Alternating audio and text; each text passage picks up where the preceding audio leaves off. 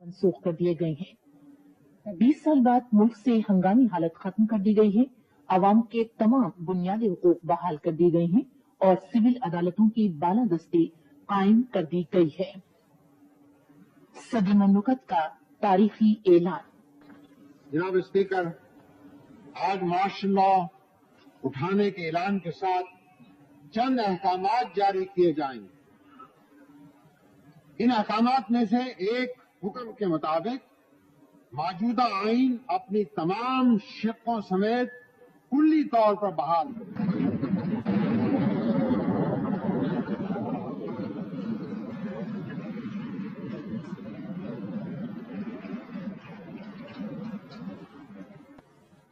چوتھے اور سب سے اہم حکم کے تحت 5 جولائی سن 1977 کا صدارتی اعلامیہ یعنی پریزیڈنٹس پروکلیمیشن آف 5 جولائی 1977 فوری طور پر ختم کر دیا گیا۔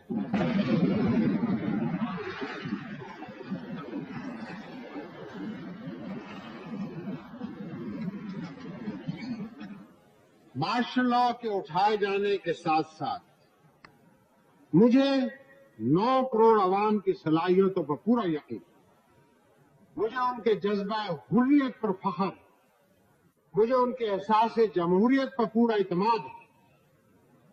میں ملک کی باغ ڈور ان کے سپرد کرتا ہوں اور آج 30 دسمبر 1985 کو ابھی اور فوری طور پر اپنی تقریر ختم ہونے کے بعد اس معزز ایوان کے سامنے مارشل لا اٹھانے کا اعلان کرتا ہوں۔ شکر اللہ۔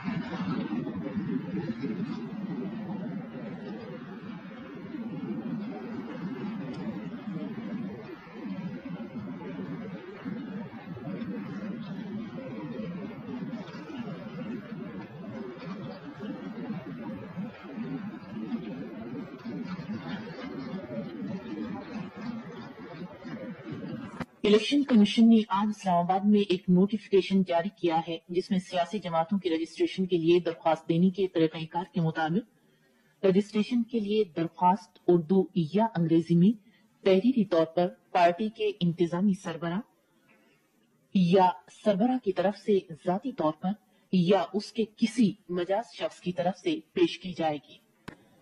وزیر اعظم جناب محمد خان جنیجو نے انجینئروں سے کہا ہے کہ وہ اپنے علم اور فنی مہارت کو کام میں لائیں اور عام آدمی کی بہبود کے لیے بھرپور کردار ادا کریں۔ ڈیرہ اسماعیل خان میں آج تیسرے پہر ایک اجتماع سے خطاب کرتے ہوئے وزیر اعظم نے کہا کہ 1990 کے عام انتخابات جماعتی بنیاد پر ہوں گے اور ان کی جماعت اپنی 5 سالہ کارکردگی کی بنیاد پر عوام سے بھرپور اعتماد کا ووٹ حاصل کرے گی۔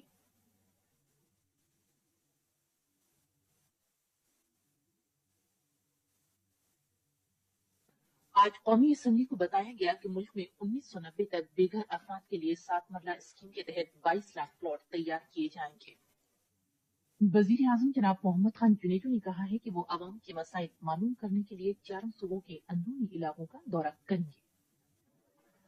وزیر اعظم جناب محمد خان جنیجو نے کہا ہے کہ حکومت نے ذخیرہ اندوزی، بلیک مارکیٹنگ کو ختم کرنے اور قیمتوں کو 3 جون کی سطح پر لانے کے لیے مکمل انتظامات کر لیے ہیں اور اشیاء صرف کی زیادہ قیمتیں وصول کرنے والوں کے خلاف سخت کارروائی کی جائے گی۔ آج اسلام آباد میں چیف جسٹسوں کی بین الاقوامی کانفرنس کا افتتاح کرتے ہوئے وزیر اعظم نے کہا کہ ان کی حکومت نے قانون کی حکمرانی، عوام کے بنیادی حقوق اور عدلیہ کی آزادی برقرار رکھنے کا تہیہ کیا ہوا ہے۔ وزیر اعظم نے کہا ہے کہ پاکستان بجلی کی پیداوار بڑھانے کے لیے تمام جدید طریقوں کو بروئے کار لائے گا تاکہ لوگوں کا معیار زندگی بلند کیا جا سکے۔ 4 صوبوں میں آج سے بلدیاتی انتخابات کے لیے کاغذات نامزدگی داخل کرانے کا کام شروع ہو گیا ہے۔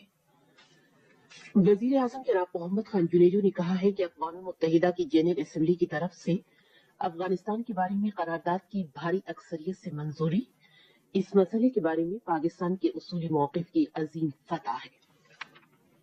وزیر اعظم نے کہا ہے کہ بلدیاتی انتخابات میں بڑی تعداد میں امیدواروں کی شرکت ان انتخابات میں عوام کی جوش و خروش اور گہری دلچسپی کا ثبوت ہے۔ وزیر اعظم جناب محمد خان جنیجو نے کہا ہے کہ ان کا سعودی عرب، متحدہ عرب امارات اور کویت کا دورہ انتہائی کامیاب رہا ہے اور اس سے ان ملکوں کے ساتھ تمام شعبوں میں تعاون کو فروغ حاصل ہوگا۔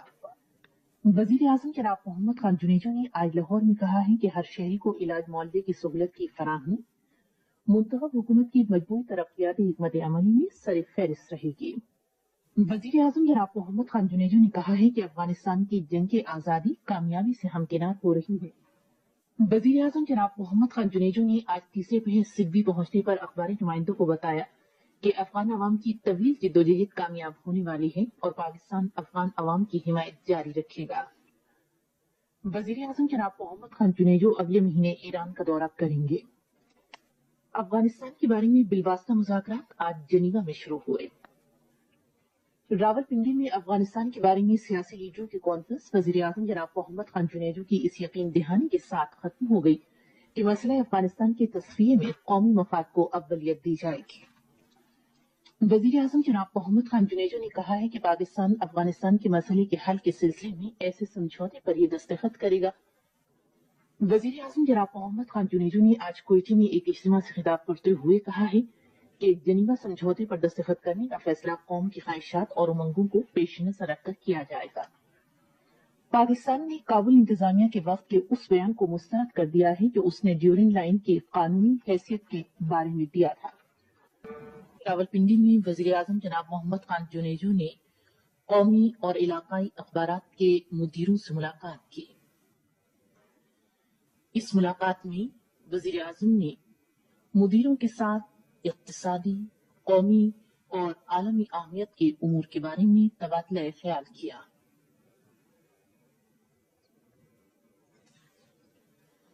आज रावलपिंडी में joint chief of staff committee के chairman general Rahimuddin Khan, vice chief of army staff general Khalid Mahmud Arif, बहरिया के chief of staff admiral Tariq Kamal Khan और फजाइया के chief of staff air chief marshal Jamal Ahmed Khan ने वजीर आजम जनाब मोहम्मद खान जुनेजो से मुलाकात की।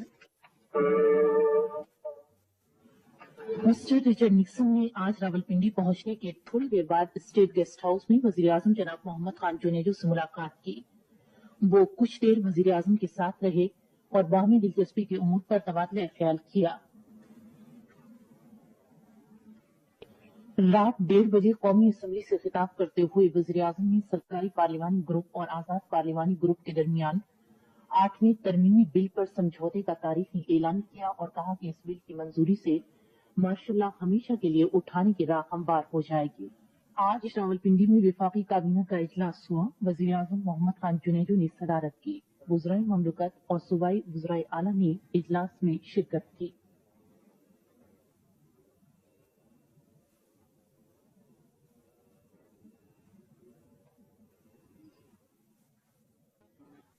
काबीना की सब कमेटी ओजरी कैंप के धमाकों के बारे में अपनी रिपोर्ट आज वजीर आजम को पेश कर रही है। कौमी असम्बली और वफाकी काबीना फौरी तौर पर तोड़ दी गई है। और ये जो मैंने शुरू में कहा कि उन्होंने बिल्कुल कोई इख्तिदार के लिए सियासत नहीं की, बल्कि वो वाकई बहाली जमहूरियत के लिए काम करते रहे, क्योंकि वो भी अगर चाहते तो वो जनरल ज़ियाउल हक के साथ बिल्कुल मिलकर काम करते रहते, ना तो कोई बहाली जमहूरियत के लिए काम करते, क्योंकि जनरल ज़ियाउल हक तो ये चाहते ही नहीं थे कि असली वाली जमहूरियत आए, ना वो सियासी पार्टियों के लिए कुछ उनकी मदद करते और ना वो ये फैसला करते कि अब आइंदा इंतखाबात जो हैं वो जमाती बुनियादों पर होंगे। तो अगर वो ये सब ना करते और अफगानिस्तान में जंग के खात्मे के लिए मुआहदे पर दस्तखत ना करते और उसके बाद ओजरी कैंप की जिस तरह से वो चाहते थे कि रिपोर्ट सामने आए, ये फैसला ना करते, तो इस किस्म के फैसलों से जनरल ज़ियाउल हक बहुत ही नाराज थे और इसी बात पे उन्होंने जुनेजो साहब को और इल्जामात लगाकर उन्हें बरतरफ कर दिया। लेकिन जुनेजो चाहते तो वो 5 बरस हुकूमत में रहते और फिर दोबारा भी मुंतखब होकर हुकूमत में आ सकते थे। तो इसीलिए मैंने इब्तिदा में ये कहा था कि मोहम्मद खान जुनेजो एक बहुत ही मुदब्बिर, संजीदा और एक ऐसे वजीर आजम थे जिन्होंने इख्तिदार के लिए नहीं बल्कि खुलूस से मुल्क की बेहतरी के लिए काम करना चाहा था।